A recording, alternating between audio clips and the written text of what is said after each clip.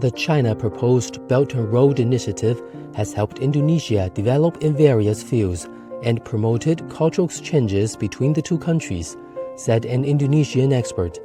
Satu, berinisiatif jelas ya, memberikan pembangunan yang sangat banyak, terutama dari segi infrastruktur. Nah, dengan masuknya teknologi China ya, Indonesia mulai membangun di berbagai bidang. Salah satunya yang kita tahu kereta api cepat Jakarta-Bandung. Itu mempermudah akses. Berinisiatif ya, juga membawa banyak sekali pertukaran budaya. Sehingga orang-orang Indonesia ini, terutama yang non keturunan Tionghoa, mulai mengerti tentang China, kerjasama yang saling menguntungkan. Dan 10 tahun yang akan datang, saya yakin kerjasama dengan China akan semakin erat.